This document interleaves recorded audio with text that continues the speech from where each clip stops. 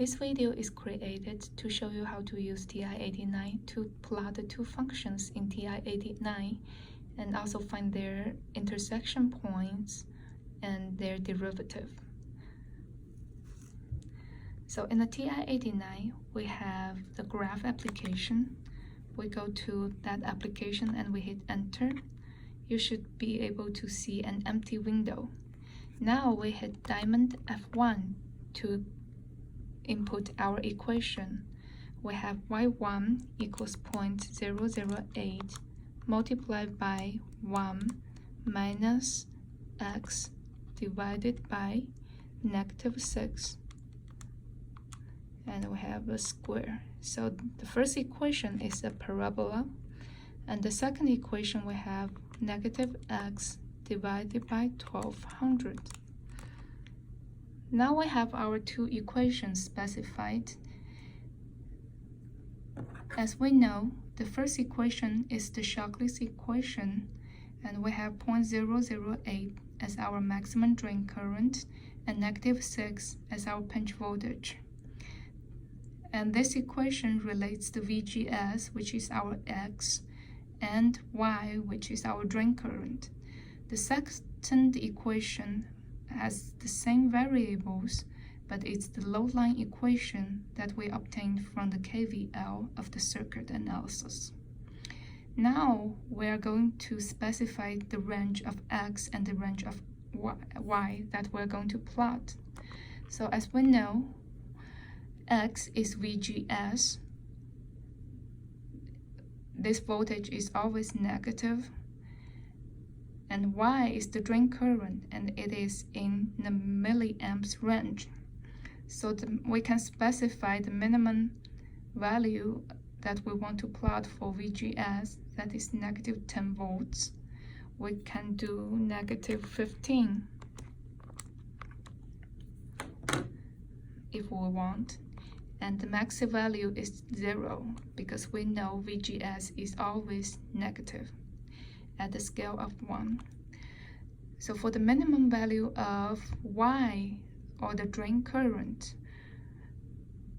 we can start from 0 or 5 milliamps to 10 milliamps at the scale of 1.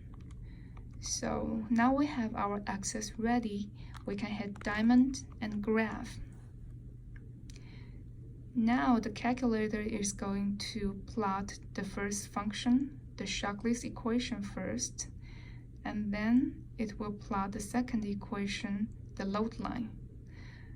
We can see two intersection points. The first intersection point is out of scale, and it's way below the pinch voltage, so we don't need that intersection point. And we need to find out the intersection point here. We will use F5. It will bring down a window, and we can go down to intersection, and it will ask us to specify what is the first curve, which is the parabola, and the second curve, which is the load line. In other cases, we might have more than two equations, so it will ask us what's the first and second curve. And the next question is the lower bound.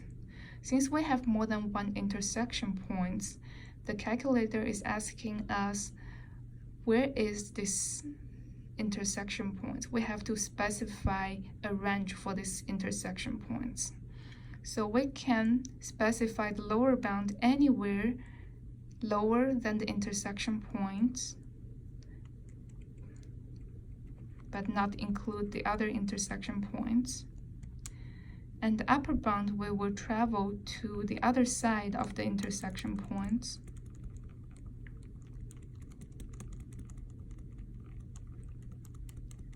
Anywhere is fine as long as it passes the intersection point.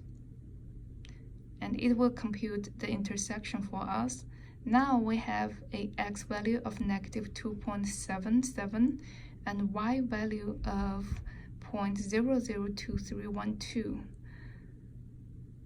which gives us the Q point of VGS for our X and ID. Now we are going to compute the derivative